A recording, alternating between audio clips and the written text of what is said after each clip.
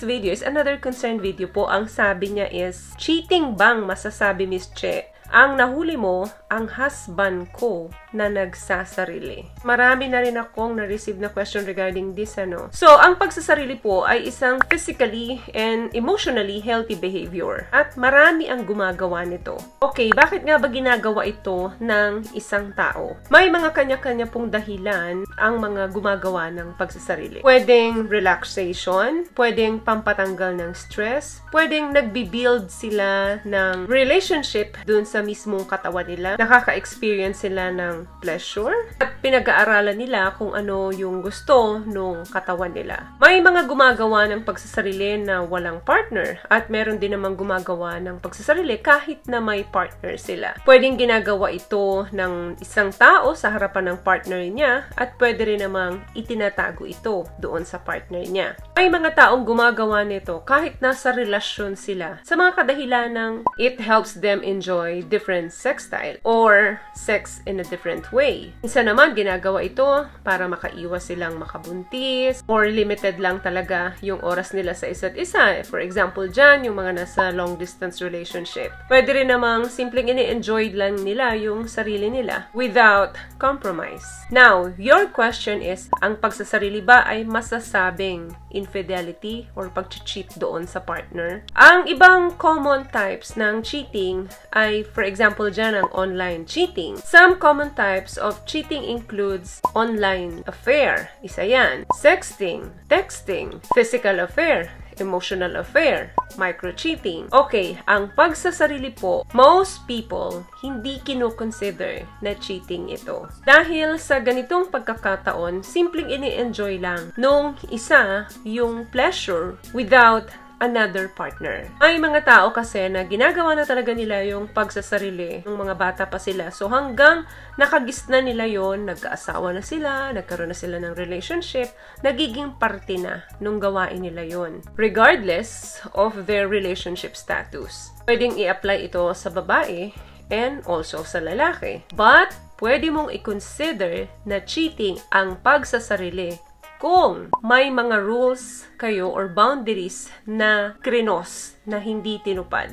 For example, yung isa, ayaw niyang ginagawa niya yun. Ayaw mong ginagawa niya yun. Kailangan i-discuss niyo ng malalim yan. Kasi, posibleng maka-apekto yan doon sa couple sex life nyo. At kung pareho naman mag-a-agree, okay lang naman sa both sides.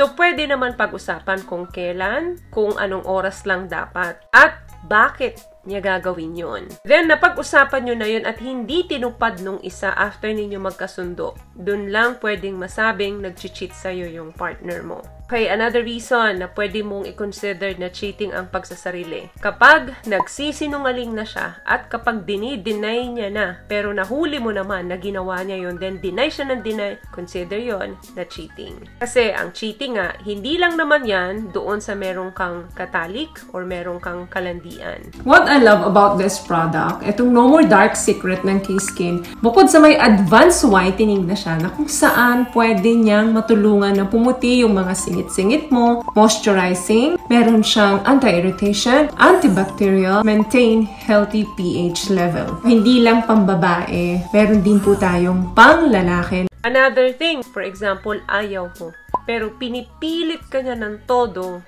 napayagan mo siyang gawin niya yun, then ayaw mo pero ginawa niya talaga. Now, another concern is, paano mo i-address kapag ganito yung problema ng relasyon nyo? Number one dyan, kailangan i-communicate ninyo yung needs ng bawat isa. Needs mo at needs nung partner mo, bakit niya yun ginagawa. Number two, kailangan mai-discuss nyo ng maayos yung mga boundaries ninyo. For example, gumawa ka ng rules na gagawin niya yun pero dapat alam mo. At may dahilan siya kung bakit niya gagawin yun at kailan niya yun gagawin. Kapag hindi ka nag-agree doon, kailangan irespeto niya yung boundaries mo. At kung mag-agree ka naman, make sure na alam mo dapat na gagawin niya yun at payag ka. Number 3, kailangan ninyong i-discuss yung mutual goals ninyo pagdating sa sex life ninyo. Kung ang pagsasarili ay malaki na ang epekto doon sa sex life ninyo, kailangan na itong i-discuss. Ano ba yung goal ninyo para matigil niya yon, para matulungan mo siya? Sobra kasing mahalaga yan. Remember, ang intimacy ay hindi lang yan sex.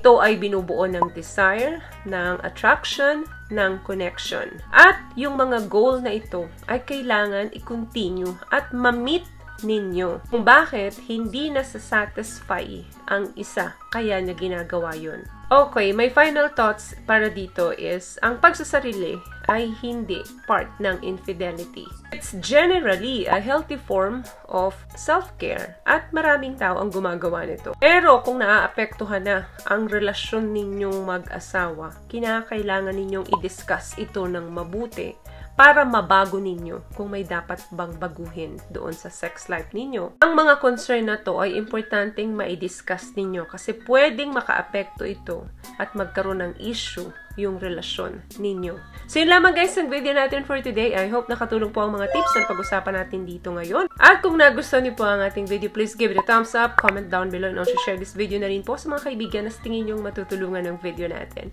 Once again, palagi po kayong mag-iingat at palagi po kayong manalangin. Thank you guys for watching and see you on my next one. Always love yourself and be a blessing. Bye!